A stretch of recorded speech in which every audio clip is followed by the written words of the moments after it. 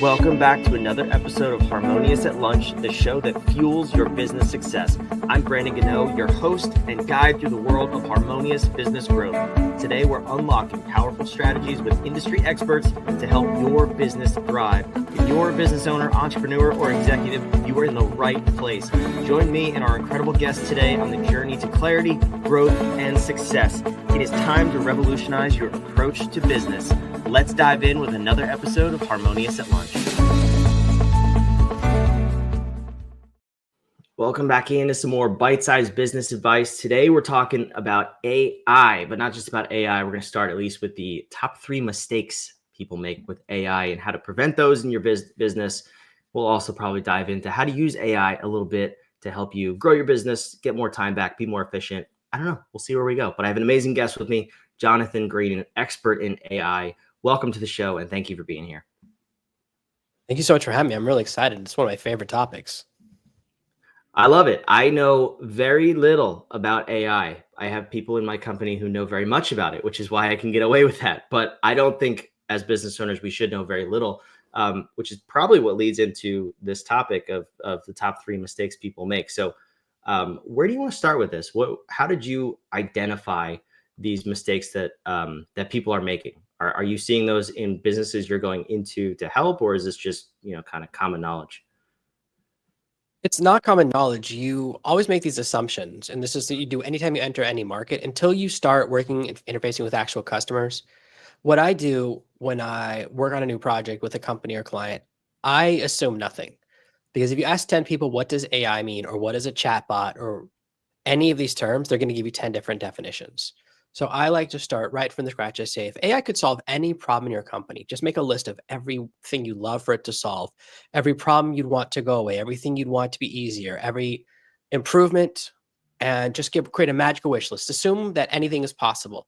And they give me a wish list, and then I organize it by how much it will cost or how complicated it is or which ones we should do first. But very often people massively under believe what AI can do or massively over believe. Very few people are right in the middle of what's possible. And this is just because every commercial for AI is like, AI is magical. It can do everything. It's super sentient. It can see the future. And it can solve all your problems and push one button and fire your staff. And people either believe those or completely don't believe those, right? And so you either believe anything's possible or nothing's possible. So I like to just say, if it could do whatever it wanted, if every problem could be solved, what are your problems? And this just allows you to come in. And what I've discovered is that my assumptions were wrong. What most people want is not to learn how to be good at AI. They just want to learn really how to push a button. They want a microwave. You put a frozen burrito inside a microwave, you push a button and food comes out. Nobody really knows what happens once you close that door, but no one cares. It's true. I prefer Chipotle. If I'm going to go get a burrito, I would much rather go to the source, not the microwave, but that's okay. That's a debate for a different episode. It's all good. Go ahead. What were you gonna say? But you don't want to know what's happening in the back of Chipotle. Like, you don't want to see them kill the chicken. For sure, no. keep your secrets. Yeah, please don't let us know. Just keep making good food. But it's funny you said that, because I actually had that experience last night. I was talking with the head of AI at our company, and we were talking about, I don't even know what it was, calendar management, I believe, and scheduling between multiple parties. And he was saying, do you want me to build something so we could kind of automate and alleviate the hassle of going back and forth, like custom to our company? I was like, you can do that with AI? Like, I severely underestimated what AI could do. And he was like, yeah, probably in like 3 hours. So it's interesting that you take that approach, because is that something that you find that people most often don't even know what AI could do? So when you get that list, where do you go from there? Do you start asking follow-up questions about other things it can do? Or do you really just start with that list and prioritizing it? When I do it correctly, most people give me a pretty extensive dream list. Mm. So they give me enough that it will take 6 months to implement everything. So it really is an extensive list, because I say there's sky's the limit, anything you want. There's no wrong answers, just go crazy. If you're unsure and you think maybe it's too crazy, put it on there. Very often, there's this inverse relationship between how difficult people think something is and how difficult it is. A friend of mine came to me with a software idea the other day that he'd spent a long time on. He's like, how long would this take? He's like, he put a bunch of requests on Upwork, and people said $30,000 to $50,000 to build. It will take 6 months. I was like, I can build it in 14 minutes. And I was like, what you're asking for is super easy. It's a super easy if this then that set of steps. You've already built the hard part. And he was able to have a and went to meet with a bunch of investors yesterday, because I know, and this happens all the time. If you don't know if something's hard or easy, people all will throw crazy numbers at you, and they'll build it the hardest way, the longest way, because they build by the hour. So it's really important to have someone like you have someone on a team that's knowledgeable, that knows what's hard and what's not. Because sometimes someone will think something's really easy, and it's actually super hard because of the way AIs are built right now. And you never know unless you're an expert, because the things that are hard are not logical. You would never expect them to be hard. There's a huge problem moving, for example, putting data from an AI into a Google Sheet, because the AI processes so much data that it doesn't give you one line at a time. And most automations can only accept, okay, give me line 2, now line 3. And he goes, well, I've got lines 1 through 10. And there's no system right now to accept 10 at a time lines. So the things that don't work are weird. So that's why just chatting to someone can be super helpful. Hmm. I'm curious, were you able to say the Upwork 6 months versus you 14 minutes? Was it more of his explanation and detailed understanding of what he needed, or is that just your experience coming through? Because I have to think that plays a role in people thinking something's hard because they just haven't thought out all of the steps or really what's needed. You just didn't know that you don't need custom software for most of the steps. It was really just I think it was like a 4-step automation. So if you've ever worked with Zapier, most AI systems are basically that. There are a Okay. series of steps in a row, and you just have to organize them in the right way. And then you add in a prompt to one of the steps, and you talk to different AIs, and you're kind of building almost like a pachinko machine where the thing is bouncing through the different rails. So most of what I do, and this goes back to clients, I learned a lot from watching that show House, where he says every patient lies to you. Hmm. So when someone gives you the list of their problems, it's 12. They'll give me 12 problems, but all 12 of them are lies.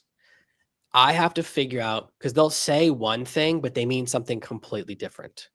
So I have to investigate and say, when you say this, what do you really mean? I need to find out some key pieces of information. What's the start point where they've gotten the data to right now, or what they have to feed into the machine? And what's the end point? What's the ideal result? And sometimes people tell you, they try to translate it into computer speak, or they explain it in the way they think is helpful to you. So I have to investigate. So what my real skill is asking a lot of questions, and then I'll go back to them and say, okay, you said this is the problem. Does that mean you have step 1, then step 2, then step 3, then step 4, and then you want this output in step 5? Is this correct? This is the most important part of my business, because this is where I find out if I'm going to build the right machine. If you skip this step or make an assumption, um, sometimes, for example, I do a lot with helping people to use AI to organize their email, because we all hate getting spam. AI can really help here. It's one of the areas it's great at. But you have to ask a lot of questions, because sometimes, for example, I was working on with a client, they go, and I start building it, and they go, well, actually, I already have a bunch of rules I've already built. I don't want to lose the rules I've already built. And I go, wish you'd mentioned that at the beginning. That would have been amazing to know. Right. And then I go, well, are the rules in the server or in your client, right? Are they on your computer, or are they inside before they get to your computer? Very important. It changes how it's set up. And then, you have to do a lot of investigating, because then you find out, well, actually, we're in the Microsoft 365 ecosystem. What? When was that going to come up? When was I going to find? Actually, it was all set up by an IT company. You have an IT company? We were working together for months. You've never mentioned that. So this is very normal. And anyone who does anything client facing knows 2 things. It's always an emergency until you're waiting for the client to check the work. And they never give you the logins, or they'll always give, like, it's such a hassle just to get logins, or just to get the access to fix the thing that you want to fix. So once you have those, but then once I have those, it's actually usually very easy. So that investigative process, whenever you're doing any type of client facing work, is just to really say, what's the input? What's your ideal output? And this is like algebra, right? A plus B equals C. If I know A and C, I can figure out B. It's how I program as well. So just asking people and then asking those follow-up questions to go, what do you mean? You say you fall down all the time. What do you mean all the time? Very important question. There's a huge difference between falling down once a week and falling down every 4 minutes. Completely different problem. So a little investigation, and it's not, people aren't lying on purpose. They're not trying to make it harder for you. It's just, they're describing the problem, but not in the way that you're going to solve it. So once I understand what they kind of start with, what data they have at the beginning, what data they have at the end, and what they want the output to look like, then building the machine is very easy because they've already told me all the steps. Yeah, I like that. And I have to ask, because you mentioned it, when they say stuff like that, like, oh yeah, I have an IT department I didn't tell you about, or I've already built all this out, do you look at them like House would, or do you call them stupid to their face, or do you kind of No. reserve that? Okay. Here's another secret when you're in services is you build it into the price. Yeah. So I guess the nicest name for it is an inconvenience tax. Mm-hmm. So when you work at the corporate level or enterprise level, you add in a fee, which is the I'll build it, but they'll never use it fee. So that like when I do, if you write, let's say you're a painter and you paint a picture for a client, but they never put it on the wall. Well, what would it cost for you to not be upset by that? Put that in the price. That's a Right? great What does analogy. it take for you? Because people will do whatever they want with what you've built, and most often they won't use it. How many people buy a software and then never use it or use it once? So you have to disconnect from that, and you have to just charge an amount that whatever they say, you're not going to be annoyed. So if it's too low, if you're trying to like be priced competitively, you're gonna be annoyed all the time. My clients ask me to do weird stuff. And maybe this is because my dad was in the music business. So he worked with some huge bands, like some of the biggest bands in the world.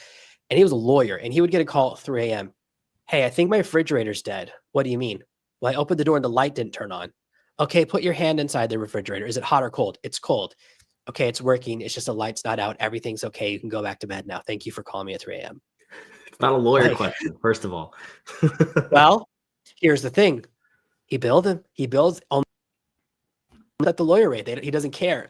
That's, again, you build into your pricing. So that's where I learned the thing about it's an emergency until you're waiting for them to sign the contract. And you're going to get, whenever you deal with client work, you want to build into your pricing that it doesn't bother you. So I build in like how many times we can have face-to-face meetings, how much access to me they have.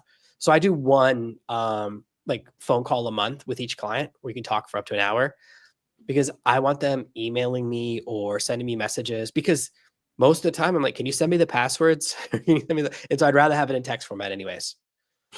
Yeah, that makes sense. So what are some other mistakes that our listeners are potentially or probably making with AI that maybe they don't even know about? Most common mistake is overcomplicating AI. So most people at a base level, when they try to use ChatGPT, they try to do it really complicated prompts, or they try to implement this command response structure, which is I will tell you what to do and you will give me what I want. They're shouting at a robot. And we've all been there. Everyone's been mad at ChatGPT. I get mad at it all the time. When we use this structure, we get really low quality results. The shortcut, there's a lot of science behind it, is to switch ChatGPT into interrogative mode or get it to ask you questions. So I use a simple structure called the master prompt, which is 2 sentences. First sentence is, this is my goal. I want to design an automation that does this. I want to sort my email. I want to write the perfect script, whatever that is. Second sentence is always, what information do you need from me? Question mark. This gives ChatGPT 2 critical pieces of information. The one, this is a conversation, which means it's not one question, one answer, and I'm never going to hear from you again. The second is that it has permission to tell you when you've told it something dumb and to ask for more information when it needs more information. This will bypass the need for you to be smart, because now the AI will use its smartness. In default mode, you have to be smart with your prompting. This bypasses all of that. I love that because I am not smart, so I can use that. That's awesome. That's a great tip. I think this is great, and I think this is, that right there is a real actionable strategy we can take away. I've heard too many people yelling at ChatGPT and Gemini, and that one simple little tweak could improve your results. So, Jonathan, I thank you for coming here today. You have a podcast, and you also have a website for people to go to. If people want to learn more about AI or they want to take that next step, where should they go to learn more about you? Yeah, if you Google serve no master, every single search result for the first 100 results is me. And if you go to my website at servemaster.com/master, you can get a downloadable version of the master prompt, which I just taught you, which has some more examples. And so you can copy and paste it in case you can't remember exactly what I said. It makes it super easy. And I'm sure they can just click below the video or in the show notes, and the link will be right there to make it super easy. I have to ask, serve no master is relatively generic. It's definitely used in other contexts. How did you claim the first 100 results? So I thought that too when I grabbed it. So way back in 2014 or 15, I was trying a lot of domain names and just putting them in no, no, no. And then that one was available. And the only other use case is it's the tagline from a Jet Li movie that nobody's seen except for me. It's the one where he's a dog that lives in a cage. And when the bad guy wants him to fight, he takes the collar off and then he fights people and then he put the collar back on him. I think it's pretty rare. But so if that's the other result, it's like 50 pictures of me and then one picture of Jet Li with the box art from that movie. So I'm in a good company. And after that, I grabbed every time there's a new social media platform, I grab the username and then it's the name of my book, it's the name of my podcast. I own the trademark for the phrase. So I have control over it. There is one company that sells t-shirts that says serve no master on them, but they're a motorcycle gang. So I've decided they have permission to just do what they feel like doing. Yeah, there's some battles you shouldn't fight. It's like I've seen Sons of Anarchy. I don't need to start any trouble, and no one's gonna mix us up. Yeah, that's good advice. Let's leave them alone. So shout out to you guys and your gang. Love having you. Jonathan, thank you so much for being here. Thank you for having me. I had a good time. This is awesome. Wherever you're watching or listening, all the websites, the links, the podcast, all that fun stuff, if you want to go check it out, it's down in the show notes and description below.